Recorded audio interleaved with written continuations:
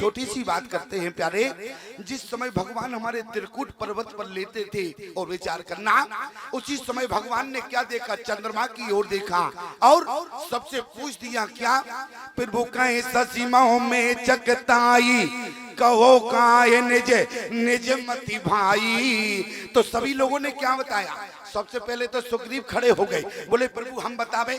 राम जी ने कहा तुम क्यों बताओगे? अरे हम जिसका नाम ले वो बताएगा। सुग्रीव ने कहा नहीं प्रभु मैं पहले बताऊंगा। भगवान समझ गए, बोले तुम ही सबसे ज्यादा एडवांस हो, तुम ही खड़े हो जा। और सुग्रीव को खड़ा कर दिया। सुग्रीव खड़े हो गए। राम जी ने क्या पूछा? प्रश्न को जरा ध्यान से सुनना। बोले प्रभु काहे सासीमाओ, अरे प्रभु काहे सासीमाओ, अरे मैं चकताई, और कहो काहे निज निज मति भाई। चंद्रमा में जो काला काला दाग है क्या है? ध्यान देना, जिसके अंदर जो भरा है वो चंद्रमा में देखा। सुग्रीव ने क्या कहा? बोले प्रभु कहे ससीमाओ, अरे मैं चकताई, और कहो काहे निज निज मति माई। तो यहाँ कहे सुग्रीव, सबसे पहले सुग्रीव बोले कहे सुग्रीव सुनो रघुराई, ससीमाओ प्रगट भूमि की छाई। अब बताओ चंद्रमा में क्या भूमि की परछाई है क्या? लेकिन सुग्रीव को क्या दिखा? जमीन की परछाई दिखी। क्यों? क्योंकि बाली का जो वध हुआ वो जमीन जायदाद के पीछे हुआ। तो जो अंदर भरा था वो चंद्रमा में देखा। ध्यान देना प्यारे। और उसी समय अंगद से कहा अंगद तुम बताओ, तुम्हारे जो चाचा जी ने कहा वो क्या सत्य है? अंगद ने कहा बोले प्रभु सही कहे तो जो हमारे चाचा जी ने कहा वो निराट सफेद झूठ है, बिल्कुल झूठ बोला। बोले तो सही तुम बताओ। अंगद जी ने कहा प्रभु हम बताएं। बोले को कहे जब विधि, अरे रति मुख कीना, तो सारे भाग ससी कर हर लीना। कहने का मतलब ब्रह्मा ने जिस समय कामदेव का निर्माण किया तो सारी सुंदरता कामदेव को दे दी। और जिस समय ब्रह्मा जी कामदेव की पत्नी रति का निर्माण करने लगे तो सुंदरता का खजाना खाली हो गया। और ब्रह्मा ने क्या किया? बोले को कहे जब विधि, अरे रति मुख कीना, तो सारे भाग सची कर हर दीना। बोले रति का मुख प्रदान कर दिया। भगवान ने कहा बैठ जाऊंगा, बैठ जाओ मैं सब समझ गया।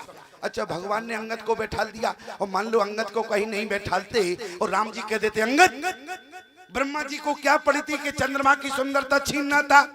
चंद्रमा की सुंदरता छीन के रति को प्रदान कर दी। ब्रह्मा को क्या पड़ी थी?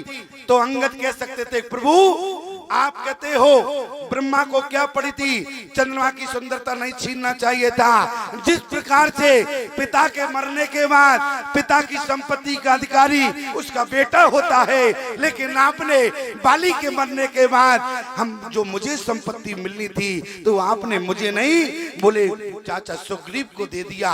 इसलिए इसी तरीके से ब्रह्मा ने चंद्रमा की सुंदरता छीन के रति को प्रदान कर दी। भगवान समझ गए, इसलिए भगवान ने कहा बैठ जाओ मैं सब समझ गया, बैठो बैठो बैठो। अंगद को बैठा दिया।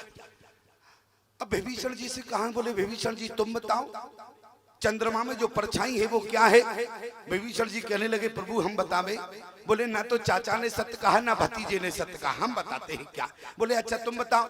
तो उसी समय विभीषण ने क्या कहा?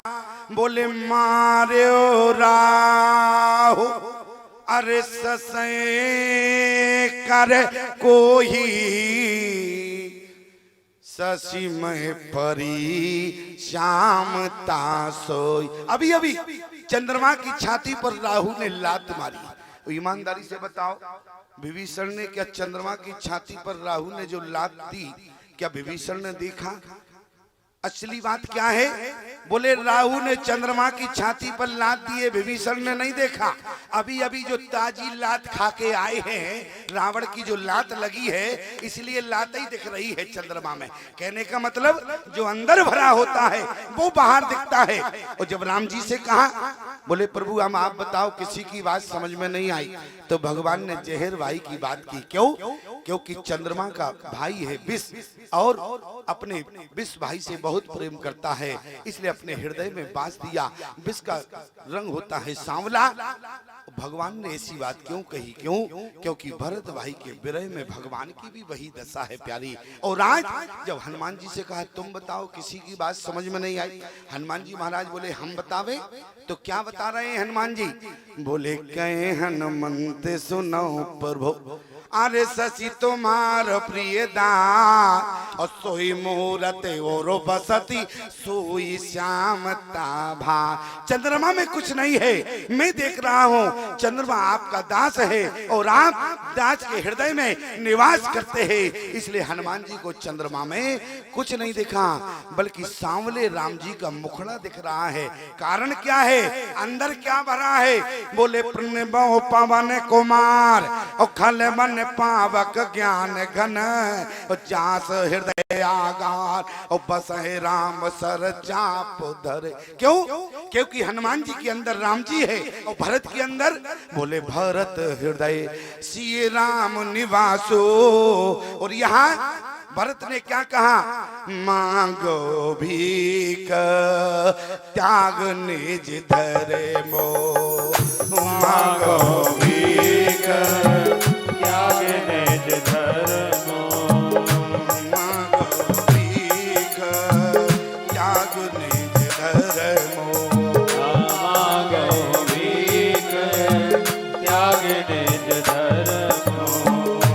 आरत काहे ना करहे को करमो, आरती काहे ना करहे को करमो।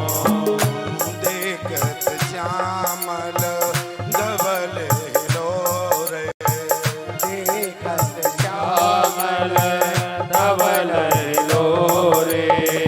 पुलक शरीर भरत कर जोरे, पुलक शरीर भरत कर जोरे।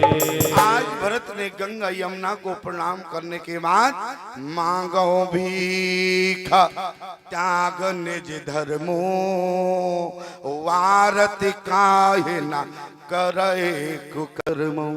आज भरत ने गंगा यमुना के आगे हाथ फैला दिया।